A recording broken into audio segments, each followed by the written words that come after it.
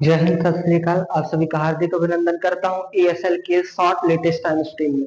आज हम लोग पढ़ेंगे सेकंड चैप्टर ही चल रहा है अभी केमिस्ट्री का, जिसमें है मोस्ट इंपोर्टेंट टॉपिक नर्नर समीकरण। हो सकता है 5 मार्क्स का क्वेश्चन आए तो 5 में नर्नर समीकरण आ जाए, रासायनिक सेल आ जाए या मानक हाइड्रोजन इलेक्ट्रोड आए, कुछ भी आ सकता है। बस 3 4 5 ऐसे ऐसे टॉपिक है जो ज्यादा इंपॉर्टेंट है। ये क्या बोलते हैं, इससे पहले आते हैं गुलबर्ग और बागे, दो ऐसे वैज्ञानिक आते हैं जिसमें ये बताते हैं कि कोई भी रिएक्शन होती है ना तो कितना ऑक्सीडाइजेशन और कितना रिएक्शन होता है, इसको हम लोग केमिकली या फिर इसको कैसे सॉल्व करें, इसको सॉल्विंग फॉर्म में कैसे लिखते हैं, ये बताता है कौन, नर्नर समीकरण।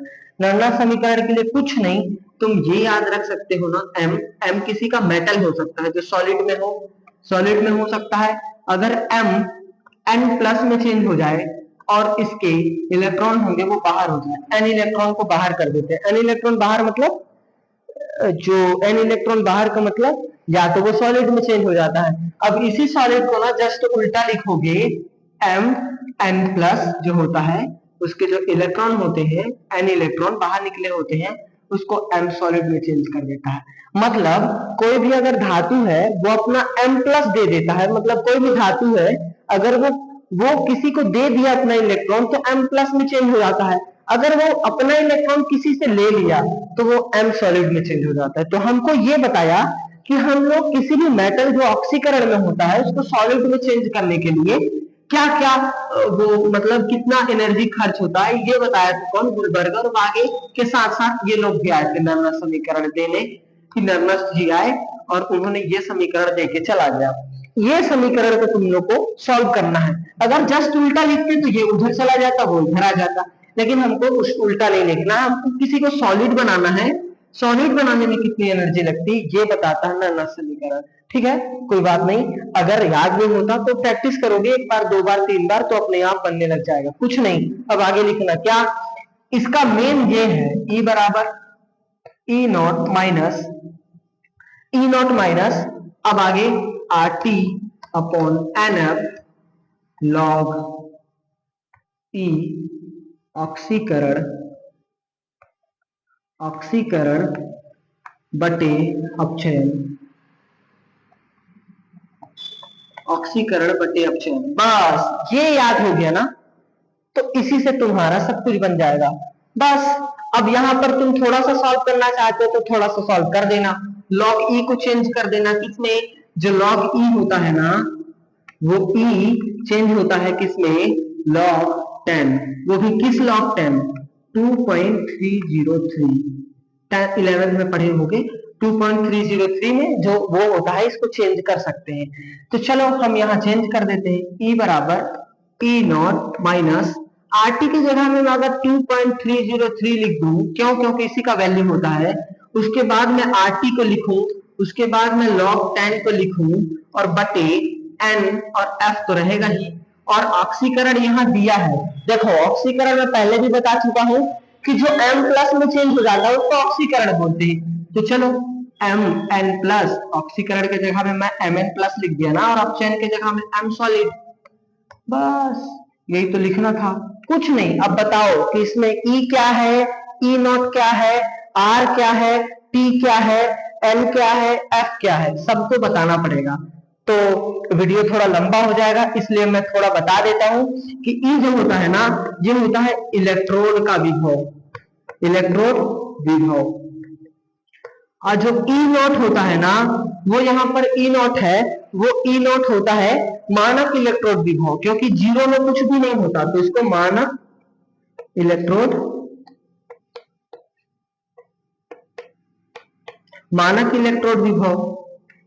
फिर ई के बाद ई नॉट हो गया, आर बराबर गैस स्थिरांक, गैस स्थिरांक, इसका वैल्यू होता है कितना, मैं भी देख लेता हूं, इसका वैल्यू होता है 8.314 किलो मोल प्रति जूल। लिखना चाहो तो इसको, नहीं लिखना चाहो फिर भी कोई दिक्कत नहीं है। आर टी बराबर 298 केल्विन।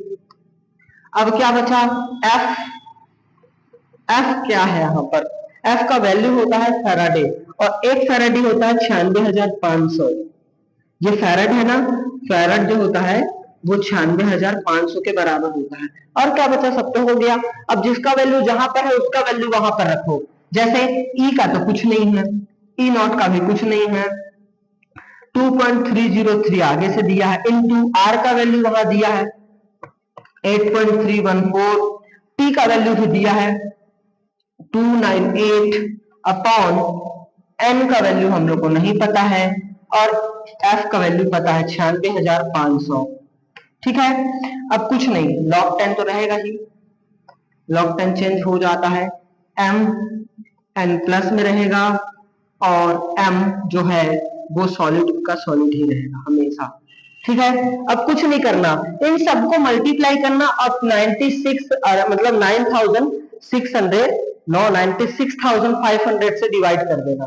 तो इसका वैल्यू कितना आएगा, 9,600 से डिवाइड करने के बाद इसका वैल्यू आएगा यहाँ पर 0.0591 अपॉन n, और ई नॉट माइनस ई, कुछ नहीं, यहां याद नहीं करना चाहते तो इसको याद रख लो 5.591, यहाँ पर 596 है ना, वहां पर 1 रख देना 591, और log 10 और m n प्लस और m सॉलिड, जिसको जहां पर भी दिक्कत हो वो बता देंगे।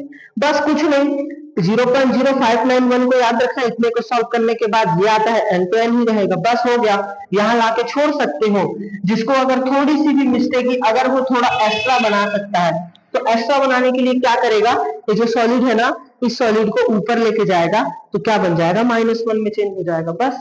या तो फिर यहाँ पर ले लो कि जो m होता है, अब हो गया ना, इधर लिख लिए होगे शायद, छोटी सी और थोड़ी सी और, जो m n प्लस होता है ना, इसको मान लेते हैं 1, तो जहां पर mn प्लस है उसको ऊपर ले जाओ, तो e जो रहेगा वो e नॉट तो रहेगा ही, माइनस 0.0591 अपॉन n तो रहेगा, फिर उसके बाद log 10 तो कहीं नहीं जाएगा, और m जो mn प्लस था वहां पर हम लोगों ने 1 ले लिया, और m सॉलिड उसको सॉलिड ही रहने दो। ठीक है, इसको ऊपर लेके जाओगे, नहीं तो यही लाके छोड़ देना, यहाँ भी सही है वहां भी छोड़ सकते हो, आपको जहां चाहिए वहां छोड़ सकते हो। बस यही था ये वीडियो, 5 नंबर का ये क्वेश्चन है। Thanks for listening to me.